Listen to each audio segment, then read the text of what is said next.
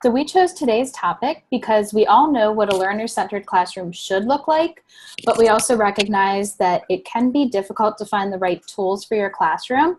So today we hope to clarify some of the learner-centered principles for you and to help provide you with a plethora of tools and artifacts you can use to establish a learner-centered classroom and to help maintain it throughout the year. So before we begin today, I'd like to take a minute to introduce our presenters. Presenting today, we have Nina, Megan, Bailey, and Samantha.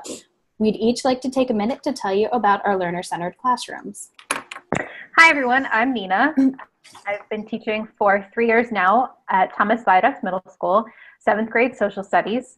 I have been setting up a learner-centered classroom from basically the first 2 weeks of school since my second year of teaching, once I realized it was pretty important to get to know your students almost right away so that you can learn the group of kids that you have, and so you can learn what's best for them and how to set up your classroom that is really focused on how they learn and how they function. Hi guys, I'm Megan. I also teach 7th grade English at Thomas Viaduct Middle School. And I have created a learner-centered classroom by getting to know my students from the beginning and creating a learning environment where they feel like their strengths are recognized and their weaknesses can be improved on in a safe environment. Hi guys, I'm Samantha. I've been teaching special education at Clarksville Elementary School in Howard County for 2 years. I really try to incorporate the learner-centered principles in my school by providing my students with the opportunity to set their own learning goals, track their own progress, and reflect on their learning and what works best for them. Hi everyone, I'm Bailey Green. I've been teaching at Forest Ridge Elementary. I teach special ed. I've been there for 4 years. And I try to have a learner-centered classroom or support a learner-centered classroom with my students by getting to know them from the beginning of the school year and providing a safe and strong environment for them to thrive in. So during today's webinar, feel free to use the chat feature to pose any questions you might have or helpful comments. We'll try to get to them as best we can. You're always welcome to use the hand raising feature to help catch our attention too. Any resources that we have discussed or created today are going to be shared in a Google Drive folder, and I believe the link is in the chat already for you guys to click on. If you guys could leave your microphones muted to cut down on background noises that would be distracting, that would be great as well. And then today's session is also being recorded, so you guys can refer back to it if you need to for any purposes in the future. All right, so what we're going to start with is doing a icebreaker activity.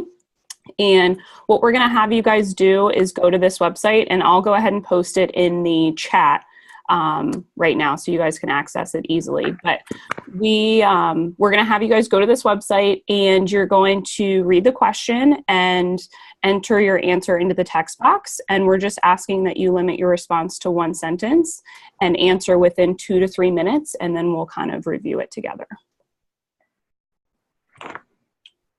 If you're having any problems like clicking on the link, you may need to exit full screen of Zoom to access it.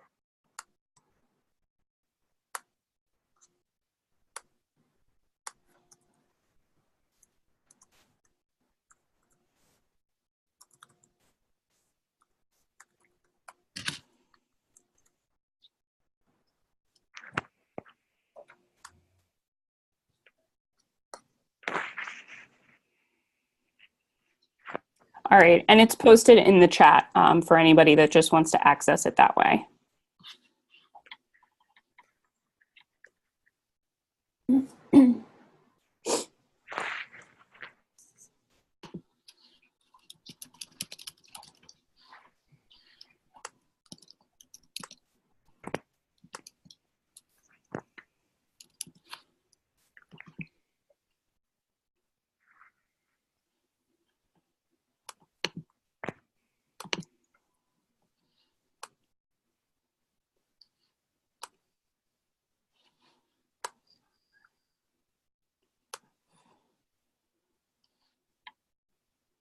I like the Okay, idea of letting them get to know each other. I feel like sometimes that gets ignored in that first week because we're so busy with paperwork.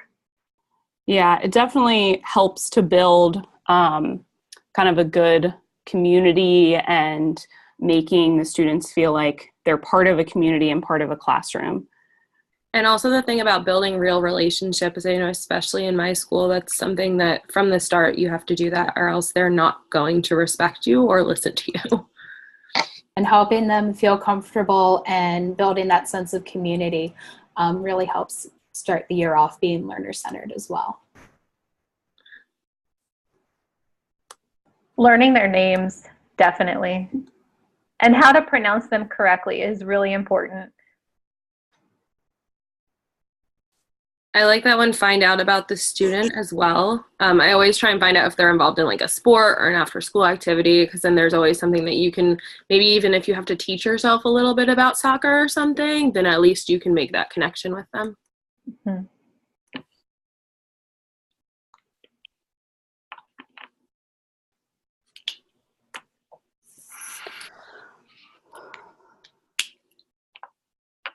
I like there was one about making a poster about asking the students. Yeah. 4 posters that ask about their feelings about school, themselves, learning, and math. They'll respond to and post notes. I like that. I think a lot of the times kind of the students themselves, kind of how they feel gets lost in like what we as teachers are supposed to do. I agree. So I have access to this poll. I will take a screenshot of the responses later and I can drop that into the shared Google folder in case anyone would like to go in and view that later.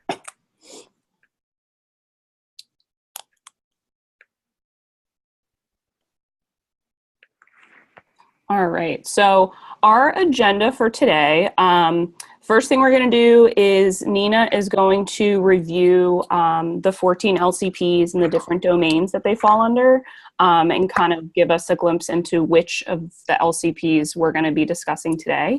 And then she's going to tell us about those focus 4 is what we've called them. We're going to break up into our breakout sessions to create artifacts that relate to the specific LCPs that you're kind of in a group with.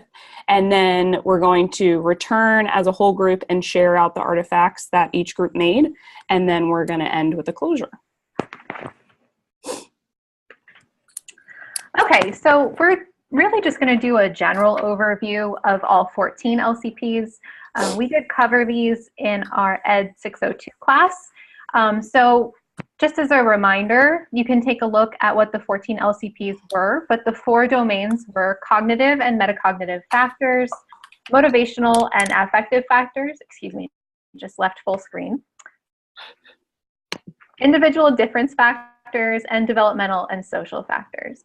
Now, what was really interesting to us as we went over the survey results was that most people felt very comfortable with their use of artifacts relating to cognitive and metacognitive factors. So for the most part, we're comfortable with the learning process and goals of that process, getting our students thinking about their thinking and looking at the context of learning, which is really great. And I think a lot of that we've all worked on. And so what people identified as what they wanted to focus on today really came from those other 3 domains. And so what we're going to do is I'm going to go ahead and review the 4, and we call them focus 4, like Bailey said, that we identified as our focus. So the first was LCP 9, and that was the effects of motivation on effort. So I want you to take just a minute and think about a time in your life, specifically recently, when you haven't been motivated. How much effort did you then put into that task? What then was that outcome? Once you have that in your mind, imagine then that you're a student. I think of my students in 7th grade, and I consider the fact that a lot of them don't want to be in school in the first place. And so when they lack motivation, they're then not putting in the effort. And it's made even worse by the fact that a lot of them don't want to be in school. So with this learner-centered principle, it's really important that teachers are encouraging motivation. this LCP says that a high level of learning requires motivation and that you need effort, energy, and persistence in order for that high level of learning to occur. But as teachers, we have to consider, how do you grow this? And one thing that we need to remember especially is that we need to be very purposeful. So the things that we're teaching should be relevant to our students' lives, and we need to make sure that they have real life application. It's also good if you have guided practice that enhances positive emotions. And so this makes me think of the math teachers at our school. They really encourage a productive struggle. And so in the first 2 weeks of school, they do lessons where the students are supposed to really struggle with the math problems so that they learn that the struggle is good as long as you keep trying. It's also good, again, to make it personally relevant. So if you look at the little meme at the bottom, it's just a cute little dog that has given up. The second LCP that we're going to look at today is 11, and that is the social influences, which, you know, I think we can all say that our students, for the most part, enjoy chances to be social. It's just a matter of whether or not those social interactions are positive. So it's good to give students a chance to interact and collaborate. It can help them with flexible thinking. It can help them with social competence. And it also helps them to consider things from multiple perspectives. Quality personal relationships, which these students can build through positive social interactions, can help with things like stability and trust and caring, which, when students are building those things in school, help increase things like their sense of belonging, or their self-assurance, their sense of self. Those social bonds are very important to students because they help them overcome negative beliefs. They can help them overcome a variety of educational problems like test anxiety. So allowing these social influences to foster in your classroom does make your classroom a more learner-centered place. Okay. The next one we are going to look at is LCP 13, which is learning and diversity. This one is really what it sounds like, which is respecting that your students come from a variety of backgrounds with ethnicity, race, beliefs, socioeconomic status, and that all of those things can impact a student's learning. And that when teachers respect those differences and when they encourage their students to respect those differences, students are more motivated to learn in that classroom. And so when I was creating this one, I was really thinking about examples that happened in the past school year for us. And one was Ramadan. When our students are fasting for Ramadan and they haven't eaten, or in some cases had anything to drink, even water, since before dawn, and then we're asking them to take a standardized test that's an hour and a half long, that's really not respecting their difference. It's really unrealistic to ask that of them. Another project that I remember from when I was in school was creating a family tree, and I had a friend who was adopted. And so, yes, the project was modified so that she could do her adopted family, but she really felt left out of that project because of her circumstances. So just making sure that you're being aware of your students' differences and watching your language and tone, making sure that if a student makes a joke that's really not appropriate, that you're not laughing at it, and that you're making sure you take that as a teachable moment. The last that we are going to look at is LCP 14, which is standards and assessments. This was actually my favorite picture that I found.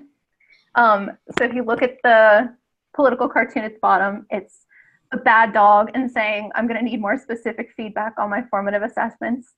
So that's one of the ideas of LCP 14, which is giving students feedback.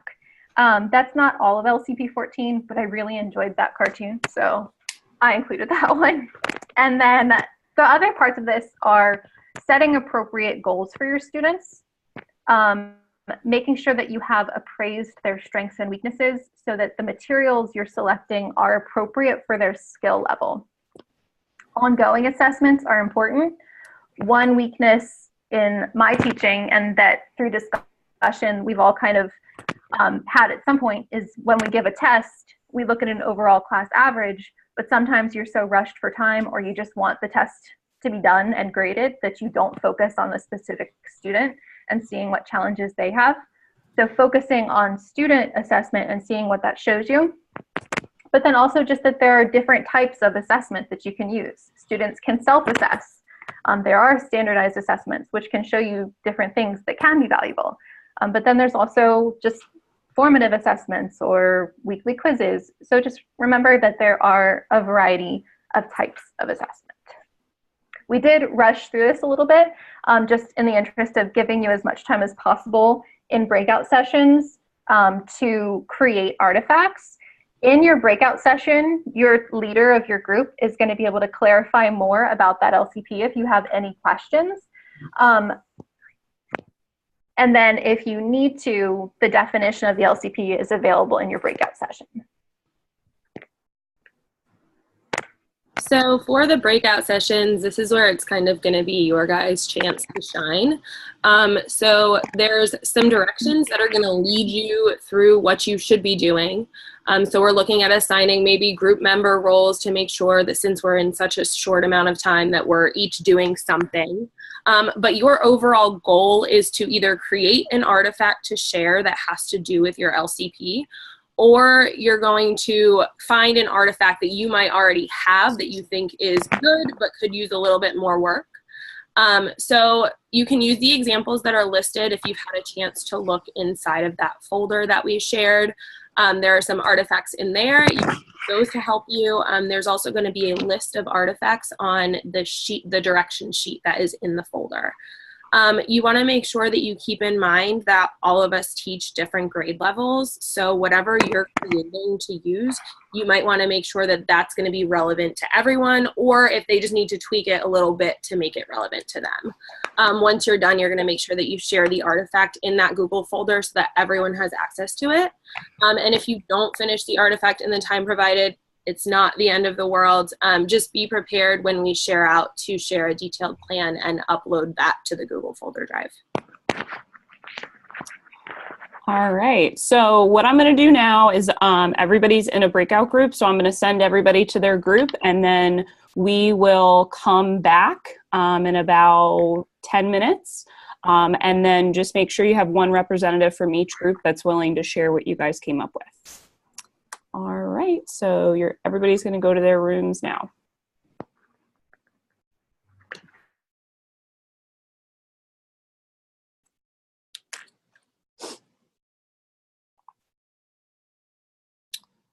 Okay, so I'm going to join one.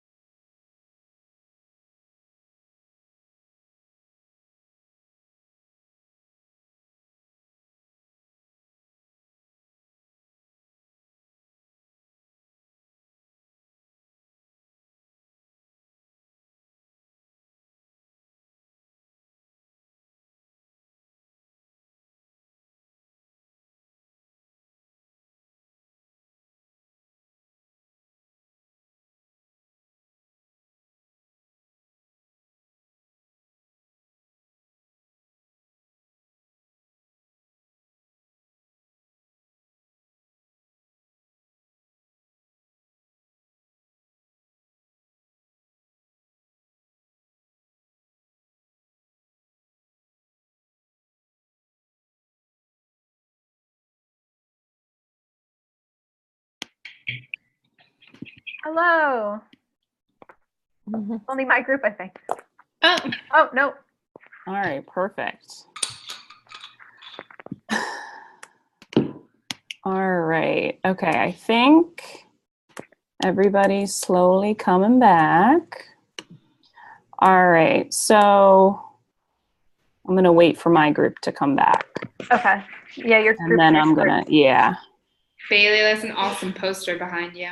Is that a poster? Oh, thanks. I forget that, like, I was you guys can see very me. confused for a second. Yeah, it is.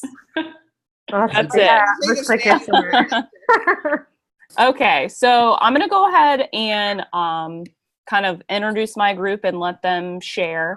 And just for the interest of time, we're gonna try to, don't feel like you need to explain every single detail, but definitely just kind of talk about what your group discussed. And short and sweet is fine with us. We just wanted to make sure you guys had an opportunity to interact and collaborate. So and everything is in the folder. So yeah, you'll see it. exactly. So the first group is LCP 9, Effects of Motivation on Learning. And that is Jessica S., Victoria, Jessica Choi, and then Dr. Keene was in that group as well. So whoever's the presenter from that group can go right ahead. Hi guys, I am the presenter for my group. We talked about two different strategies really. One was different kinds of growth mindset bulletin boards. And we also talked about this kind of goal setting that I just started looking at today, which is called WHOOP. And I'm going to share my screen with you. So this is a poster which has already been put in the Google Drive, and it's just a way of doing goal setting, SMART goal setting. So they write out their wish, whatever that might be, their outcome, their obstacle, and then their plan, which is an if-then statement. So you can kind of see that here. So their goal might be that they want to read 3 books this month, and then they will imagine how they might feel after having accomplished that, or what the outcome might be in class if they accomplish that. And then they'll have their obstacles, so what keeps them from accomplishing that. Perhaps that's Xbox, perhaps that's sports, it could be anything. And then their plan for how they're going to overcome that. So, for example, if I get distracted by playing Xbox, then I will make sure I read 20 minutes before I play Xbox. And then that would be the way that their plan worked out. So that's kind of what we were talking about in terms of the helping them have strategies to see long-term goals and progress as part of the motivation to learn. That's great. All right, awesome. Thank you. Right. Yeah. Sorry. No, you're fine. I was the leader for LCP 11, which was Social Influences on Learning, and David D., Ashley, Letsy, Christine, and Ed were in my group. Yeah, so I'll go ahead and talk. So our group discussed LCP 11, the social influence on learning. And Ed brought up a really interesting kind of, I wouldn't call it a game. It's more of an activity that their students, their first year freshmen, when they're coming into high school, that they do with seniors, where they take these Post-it notes and they write down perceived stereotypes of the seniors. And they take them and they write them down in the sticky notes and they put them on the seniors. And after all that is done, the seniors go through and they talk about, you know, why they are not a jock specifically, or why they're not the nerd, or anything else that you could possibly think of, just to kind of have that discussion of, you know, you don't judge a book by its cover, and the impact that words can have on people. And then some of the options that we discussed, obviously that one can be, it's great for older kids. I probably could, you know, adapt it a little bit for my elementary kids, and it definitely could be done with middle schoolers. For younger students, Christine talked about taking toothpaste, having them squeeze it all the way out of the toothpaste bottle and asking them to try to put it back in. And what that kind of symbolizes is, you know, how when you say something, you can't take back the feeling of what you said. By when you say it, you can't make the person feel any different. You can't put it back. You can't put the toothpaste back in the tube. So we thought those were really cool activities. We were all really actually excited to try the sticky note activity with our students. That's a great activity. Good job. Yeah, I like that a lot. All right, my group is next. We had LCP 13, Learning and Diversity. I'm sharing from that group. And so we decided to create our artifact is, we called it like a bingo board. So something that I've used with my students before is in each of the bingo spaces, you would put a characteristic of somebody. So it could be that they were born in Maryland, their favorite color is red, and you can fill the spaces with all different kinds of things. And so you could do this for multiple age levels, and then you just have the person that you matched up with sign their name in the box, and then you can give out a prize or something if they get bingo for however many in a row. And that's just kind of a good way for the students to jigsaw and get to know each other. Thank you. All right, so my group was working on LCP 14, which is Standards and Assessment. So I'm sharing for our group. What we were talking about is just having an assessment tracking device where students are responsible and held accountable for tracking their grades throughout a semester. So they would write what the assignment was, the date, and then before they were to take the assessment or complete the assignment, they would create a goal that they want to accomplish. And then after, they would write the grade that they received and reflect on it. What do they want to improve on next time? What did they like about whatever they completed? And just put that accountability on them so they can be proud of the work that they're completing.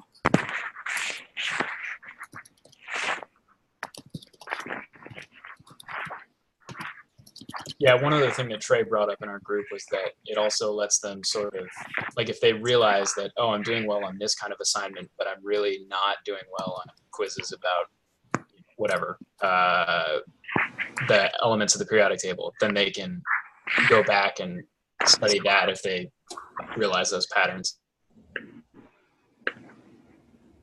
All right, so these are all really awesome ideas, and I can definitely see my first couple weeks of school being a lot easier with these resources that you guys have just created in 10 minutes, so I can't imagine what you can do in longer.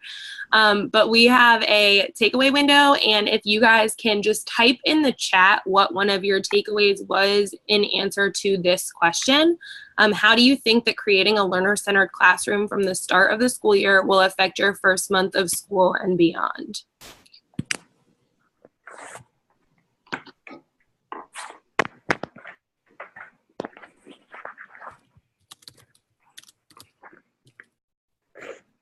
Trust and collaboration. Yes, I definitely agree with that. I'm seeing a lot of focus on building and establishing those relationships with the students. That's really great. And classroom management, for sure.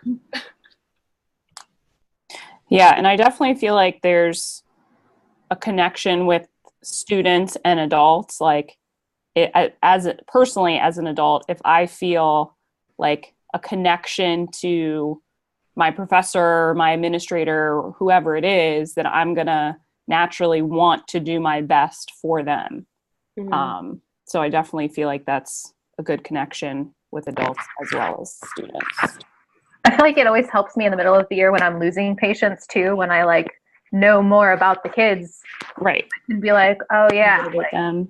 I do care for you. You're annoying me right now, but Yeah. I do enjoy you. Yeah. You know what motivates them, and Mm-hmm. definitely helpful. No, these are all really good answers. Yeah. Good job. This is just something we thought of that we're not actually going to take the time to unpack this, but as we were reviewing the LCPs, we thought it was really interesting that they all really related to the adult learner preferences that we've been studying. And so it kind of occurred to us that we are kind of making them into adult learners. Like we're establishing that now. And so it was just interesting to us. All right, so thank you to everyone for attending our webinar. You guys can visit the link below for an evaluation survey. It was actually just posted in the chat. So after this, you guys can answer those questions.